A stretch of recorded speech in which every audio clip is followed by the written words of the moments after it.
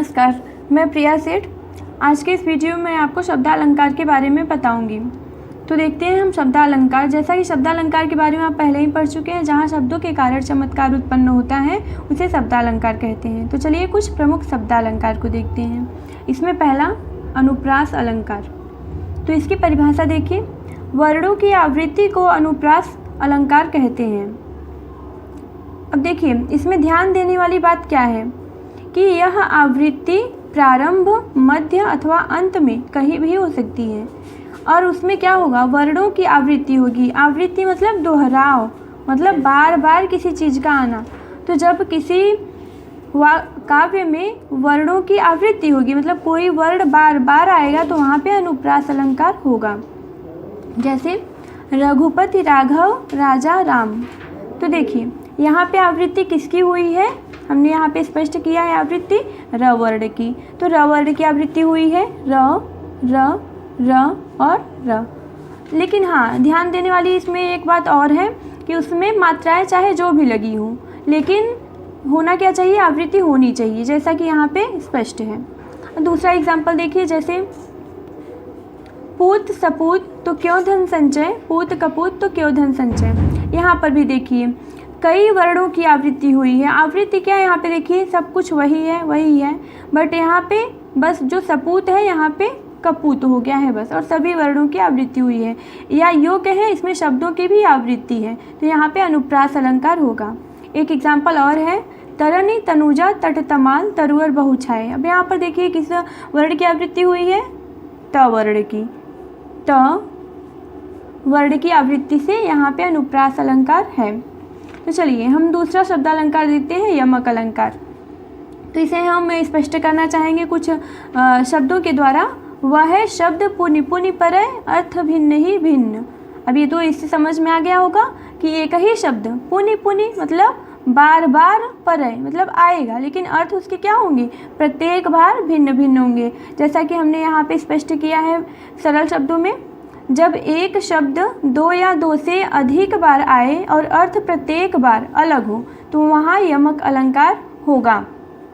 चलिए इसके, जैसे काली घटा का घमंड घटा। अब यहाँ पर ये देखिए, उसके परिभाषा में क्या था कि कोई शब्द दो या दो से अधिक बार आएंगे और उनका अर्थ प्रत्येक बार अलग होगा। तो यहाँ पर देखिए घटा शब्द दो बार आया हुआ है, काली घटा एक घटा यहाँ पे है और यहाँ पे घटा दूसरी बार, और दोनों का अर्थ अलग अलग होगा। तो पहले घटा का अर्थ क्या है, इसका अर्थ है काला बादल, मतलब काले बादल। दूसरा अर्थ क्या है घटा का, तो देखिए कम हो गया, मतलब काली घटा का घमंड घटा। जो काले काले बादल थे उनका घमंड जो था, अभिमान था, वो कम हो गया। तो इस प्रकार यहाँ पे क्या होगा, यमक अलंकार। चलिए एक एग्जाम्पल हम और देखते हैं, जैसे तू मोहन के उर्वशी वह उर्वशी समान। अब यहाँ पर देखिए ये जो उर्वशी है ये भी दो बार आया हुआ है। तो पहले उर्वशी का अर्थ होगा हृदय में वास करना, और दूसरे उर्वशी का अर्थ होगा उर्वशी अर्थात इंद्रलोक की परी। तो यहाँ पे कहा जा रहा है कि तू मोहन के उर्वशी हुआ उर्वशी समान। तो दोनों बार उर्वशी का अर्थ अलग अलग है। मोहन, मोहन मतलब श्री कृष्ण के लिए कहा गया है। यहाँ पर राधा कृष्ण के बारे में कहा जा रहा है कि राधा तुम श्री कृष्ण के हृदय में इंद्रलोक की परी उर्वशी के समान बसी हुई हो। तो यहाँ पर दो बार उर्वशी आया हुआ है और दोनों बार दोनों अर्थ अलग होगा। इस प्रकार यहाँ पे यमक अलंकार होगा। चलिए एक एग्जाम्पल हम और देखते हैं, ऊंचे घोर मंदिर के अंदर रहनवारी ऊंचे घोर मंदिर के अंदर रहाती हैं। तो यहाँ पर देखिए ऊंचे घोर मंदिर या ये भी हम ले लेते हैं, तो दो बार आया हुआ है। तो यहाँ पर देखिए ऊंचे घोर मंदिर का दो अर्थ हैं, दोनों दो बार आए और दोनों बार अर्थ इसके अलग हैं। पहले ऊंचे घोर मंदिर का अर्थ होगा महल, और दूसरे ऊंचे घोर मंदिर का अर्थ होगा पर्वत और कंदराएं। तो इस प्रकार यहाँ पे यमक अलंकार होगा। चलिए हम तीसरा शब्दालंकार को देखते हैं, श्लेष।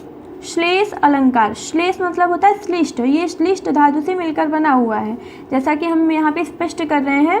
श्लिष्ट अर्थात चिपका हुआ, मतलब ये कोई ऐसा उसमें शब्द रहेगा जिससे उसके कई अर्थ उससे आपस में चिपके रहेंगे। चलिए देखते हैं इसके द्वारा, जहाँ एक शब्द से दो या दो से अधिक अर्थ चिपके हो वहाँ श्लेष अलंकार होता है। ठीक है, मक्का उल्टा। इसमें क्या होगा, कोई शब्द एक बार आएगा और उसका अर्थ अनेक होंगे। जैसे यहाँ पर देखिए उदाहरण में हमने दिखाया है बहुत ही सरल शब्दों में, मंगन को देख पट देत बार बार है। पहले देखिए यहाँ पे पट जो है एक बार आया हुआ है, लेकिन इस पट के अर्थ आपस में क्या है, चिपके हुए हैं, दो अर्थ चिपके हुए हैं इस पट से, तो इसलिए यहाँ पे श्लेष अलंकार होगा। तो हम यहाँ पे स्पष्ट भी करना चाहेंगे कि क्या क्या अर्थ होगा, क्योंकि वो ज़रूरी है। पट का पहला अर्थ है वस्त्र और दूसरा अर्थ है दरवाज़ा या किवाड़। मतलब मंगन, जो भिक्षा मांगने वाले होते हैं, भिखारी जो होते हैं, भीख मांगने वाले होते हैं, तो उनको देखकर कुछ लोग हैं कि बार बार वस्त्र देते हैं उनको, लेकिन कुछ लोग ऐसे हैं कि उन्हें देखकर बार बार अपने दरवाज़ा को बंद कर लेते हैं। तो इस प्रकार पट के दो अर्थ हैं, इसलिए यहाँ पे श्लेष अलंकार होगा। तो देखिए हम इसी का एक दूसरा एग्जाम्पल दिखा रहे हैं, दूसरा उदाहरण बता रहे हैं श्लेष अलंकार का।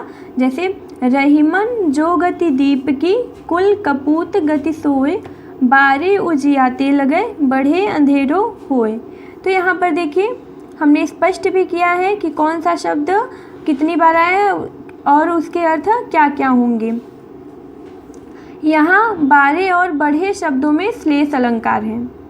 तो देखिए ये जो हमने यहाँ पे लिखा है बारे और बढ़े, इनके कितने अर्थ होंगे, दो अर्थ होंगे। मतलब इसके भी दो अर्थ इससे चिपके हुए हैं और इसके भी दो अर्थ हैं, तो इसलिए यहाँ पे श्लेष अलंकार है। चलिए इसको हम देखते हैं कि क्या क्या इसके अर्थ हैं। जैसे यहाँ पे है बारे, तो बारे का अर्थ होगा दीपक को जलाना और दूसरा अर्थ होगा शिशु का जन्म लेना। और इसी तरह से ये जो बढ़े शब्द आया हुआ है इसके भी दो अर्थ हैं। प्रथम बढ़े का अर्थ होगा दीपक का बुझना और दूसरे का अर्थ होगा शिशु का बड़ा होना। तो चलिए इसको थोड़ा सा हम समझाना चाहेंगे, जिससे कि आप एकदम बिल्कुल अच्छे से स्पष्ट हो जाओ कि कैसे इसमें ये दीपक और शिशु का तुलना किया गया है। तो जिस प्रकार से रहमान कह रहे हैं कि जिस प्रकार से एक दीपक को जब हम जलाते हैं, जो गति दीप की कुल कपूत से गति सोए, मतलब यहाँ पे दीपक की तुलना कुल के कपूत से मतलब कुपुत्र से की गई है। तो दीप मतलब दीपक, तो बारे उजियाते लगे बढ़े अंधेरों हुए। तो जिस प्रकार से एक दीपक की दशा होती है वही दशा कुल के मतलब वंश के कुपुत्र की दशा होती है कि बारे उजियाते लगे। जिस प्रकार दीपक को हम जब जलाते हैं तो वो उजियाते मतलब प्रकाश देता है, जलाने पर वो प्रकाश देता है। लगे बढ़े अंधेरों होए, बढ़े मतलब दीपक को बुझाना। हम आप सभी अक्सर ये बोल देते हैं कि दीपक को बुझा दो, तो लेकिन होता क्या है, दीपक को बढ़ाना। बुझाने को हम क्या कहते हैं, बढ़ाना। कभी भी ये नहीं कहना चाहिए दीपक को बुझा दो, कहते हैं दीपक को बढ़ा दो। तो बढ़े अंधेरों हुए, जब दीपक को जलाते हैं तो वो प्रकाश देता है, लेकिन जब उसे बुझाते हैं तो वो अंधेरा देता है। तो उसी तरह से पुत्र भी जब वो जन्म लेता है, यहाँ पे हमने एक कहा है दूसरा अर्थ बारे का, तो जब शिशु जन्म लेता है तो कुल में खुशहाली हो जाती है, मतलब प्रकाश हो जाता है। लेकिन जब वही पुत्र बड़ा होकर जब कुपुत्र हो जाता है तो क्या होता है, शिशु जब बड़ा हो जाता है तो वो अपने अवगुणों से लोगों को निराश ही करता है। तो यहाँ पे स्पष्ट हो गया है बारे और बढ़े का दो अर्थ हैं। तो इस तरह से यहाँ पे श्लेष अलंकार होगा। तो चलिए हम यहाँ पे कुछ एग्जाम्पल दिए हैं, कुछ उदाहरण दिए हैं। जैसे 5 सुपारी तू देख विचारी के, भेंट को चारी न चाउर मेरे, ये पहला उदाहरण है। दूसरा है मुदित महीपति मंदिराए। तीसरा उदाहरण है 3 बेर खाती थी वे 3 बेर खाती हैं। तो इन तीनों को आप एक बार पढ़िएगा और बहुत ध्यान से इसे देखिएगा और कमेंट करके ज़रूर बताइएगा इन सभी में कौन सा उदाहरण है। धन्यवाद। तो यहाँ पे हम 3 एग्जाम्पल दिए हैं, तो इसे आप पढ़कर बताइएगा और कमेंट करिएगा कि इसमें कौन सा अलंकार है। धन्यवाद।